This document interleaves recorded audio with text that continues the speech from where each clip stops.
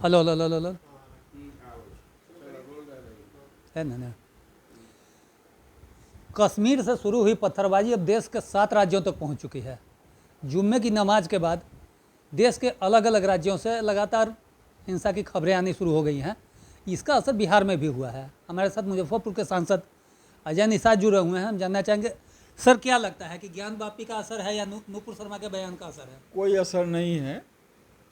माननीय नरेंद्र मोदी को कमज़ोर करने के लिए और भारत देश जो है आर्थिक रूप से, सामाजिक रूप से, हर तरफ से मतलब मजबूत ना हो, इसको कमज़ोर करने के लिए ये जो है सोची समझी जो है विदेशी साजिशें हैं। और इसमें जो छोटे छोटे बच्चे जो हैं उनको धर्म के आधार पर उस्का के लोग आगे बढ़ा रहे हैं। और नतीजा ये हो रहा है कि जब पुलिस कार्रवाई कर रही है तो उसमें मारे भी जा रहे हैं, जो बेहद दुखद है।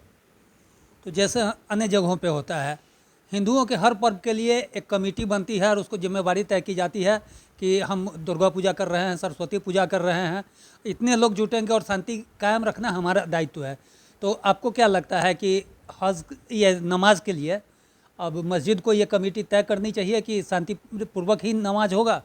नहीं, सरकार को भी सारा डाटा रखना चाहिए कि कौन से मस्जिद में कौन से मौलवी हैं, उनका पता क्या है, उनका मोबाइल नंबर कहाँ का है, उनका आधार कार्ड कहाँ का है, उनका डाटा रखना चाहिए।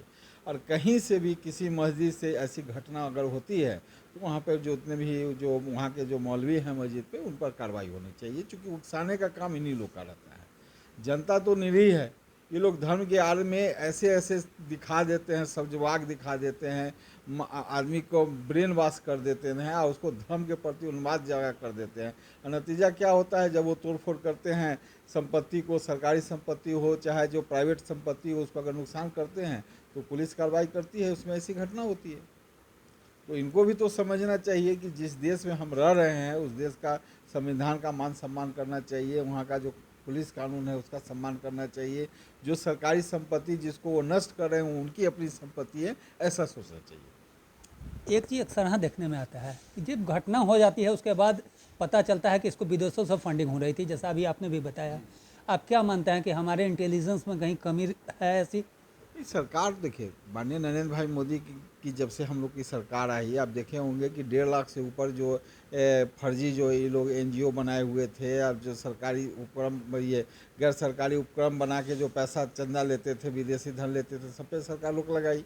नोटबंदी करने का भी मेन कारण यही था कि जो आर्थिक नाकेबंदी जब तक ये लोग के खिलाफ नहीं होगा तब तक इस पर सफलता नहीं मिलेगी। तो नोटबंदी से भी फ़ायदा हुआ है, जिसके कारण जो है आतंकवादी घटना में बहुत ज़्यादा कमी आई है।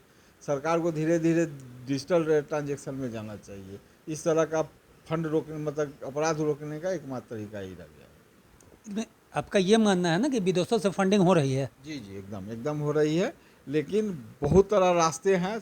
सरकार भी उस पर काम कर रही है, हमारी इंटेलिजेंस है वो भी काम कर रही है, पकड़ा भी रहे हैं। लेकिन उसके बावजूद भी चूंकि भारत का बॉर्डर इतना बड़ा खुला हुआ है, उसका फ़ायदा ये लोग उठा लेते हैं।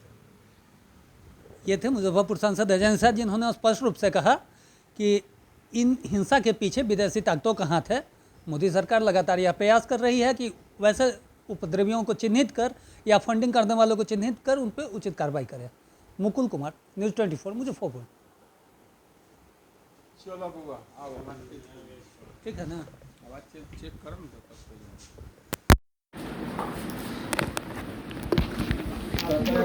ना।